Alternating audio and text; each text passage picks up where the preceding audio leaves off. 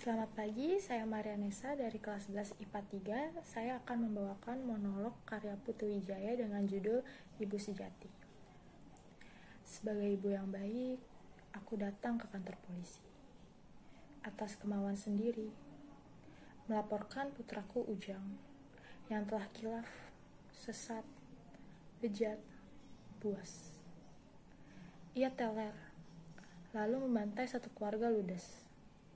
Ia mengunci mereka dalam kamar lalu membakarnya. 5 orang meninggal, termasuk pacar Ujang. Alasannya tidak ada. Ujang bilang ia tidak tahu. Aku tak sadar, ibu, katanya. Aku berharap yang berwajib akan bijaksana oleh laporanku yang terus terang mengakui kesalahan Ujang, dengan harapan supaya itu bisa meringankan hukumannya. Banyak yang bilang kalau berterus terang mengaku dosa, hukumannya ringan. Siapa lagi yang wajib melaporkan anak yang haus darah kalau bukan bunda kandungnya sendiri? Siapa lagi yang bertugas mereda putra yang gelap mata, mencabik jiwa warga yang tak berdosa, termasuk pacarnya sendiri yang amat dia cintai, kalau bukan bunda kandungnya sendiri? Aku yang telah memberi Ujang darah dan daging, tapi aku telah alpa, tidak berhasil menjauhkan dia dari pergaulan sesat. Aku sungguh menyesal. Siapa lagi yang harus menyeretnya? Sujud mengakui dosa, minta ampun atas kekilafannya, agar ia jerah. Kalau bukan aku, kalau bukan bunda kandungnya, siapa lagi yang bisa memaksa dia bertanggung jawab atas segala kejahatannya? Aku rela ia didera, asal sepantasnya, agar ia kapok, lantas banting setir dari narkoba ke jalan yang benar. Semoga peradilan masih memberikan kesempatan generasi muda memperbaiki kesalahannya. Penjara akan meringkusnya. Nyahok, bagaimana hidup berkeadaban?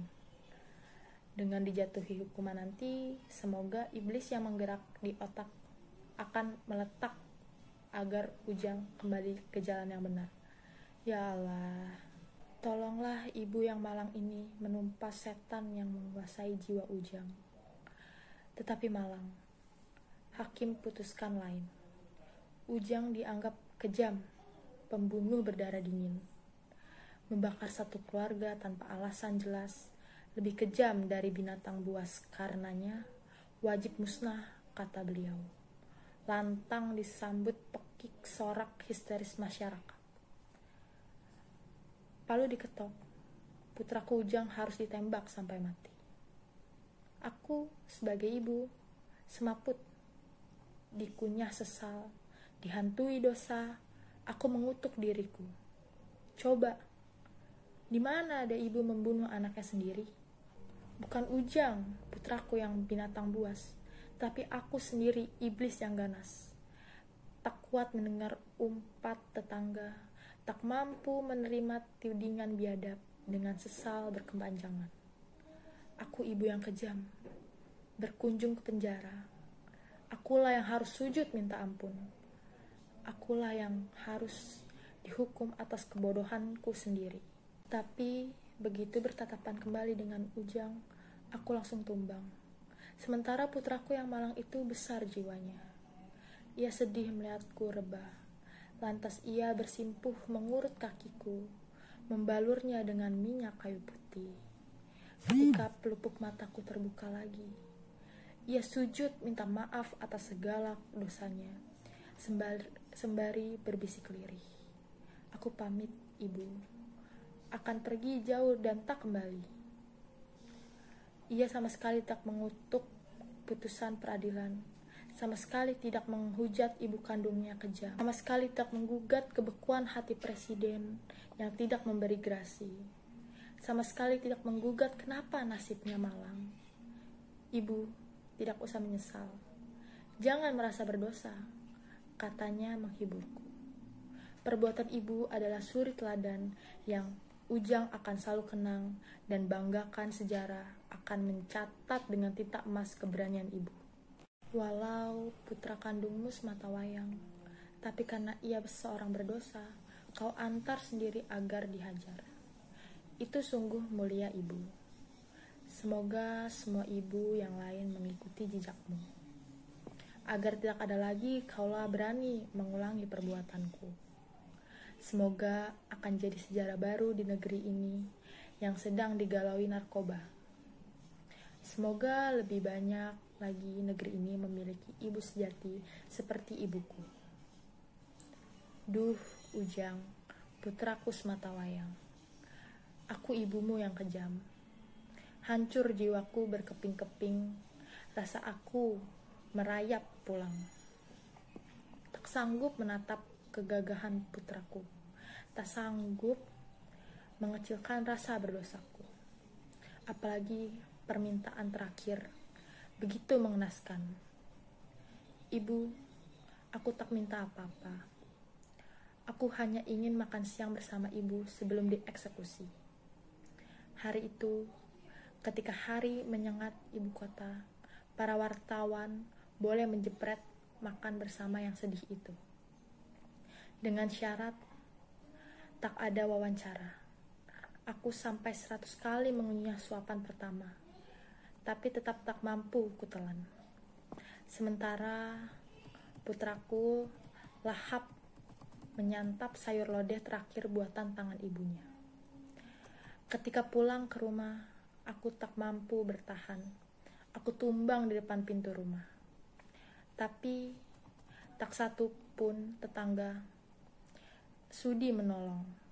Biar saja perempuan gila itu mati, kata mereka. Binatang pun tak tega bunuh anak sendiri. Iblis itu layaknya dikirim ke neraka. Ia menebar virus biadab yang bertentangan dengan kemanusiaan. Hampir subuh aku tersentak membuka mata. Ronda kampung mengetuk tiang listrik 4 kali. Ya Allah, aku terlambat. Itulah saat putraku dipersilahkan sholat terakhir untuk kemudian digiring ke lapangan eksekusi. Ya Allah, ampun. Aku terpekik melihat jarum jam weker terlalu cepat. Tak ada yang waktu lagi untuk menyeberang ibu kota ke tempat penembakan Ujang. Sambil membayangkan kain hitam ditutupkan ke mata Ujang dan 10 senjata dikokang untuk tebar peluru belah kepalanya. Aku panik. Kalau putra tunggalku mati, apa arti hidup ini? Otakku gelap memukul-mukul. Lalu kurai stagen dan mengantungkan diri di kamar mandi. Tak perlu taksi, tidak takut terlambat macet. Aku dengan mudah melayang meringan ke angkasa. Jakarta ku seberangi dengan sekejap mata. Di lapangan tembak ku saksikan senjata yang telah hunus menunggu aba-aba untuk membantai. Tetapi kenapa yang ditunggu tak kunjung terdengar? Jam sudah menghampiri pukul 5. Aku hampir tidur kembali. Tiba-tiba keluar perintah. Turun senjata. Gerak. Eksekusi dibatalkan. Regu tembak dikirim kembali ke tangsi. Hukuman mati dibatalkan. Putra ibu ternyata tidak bersalah. Semua itu fitnah.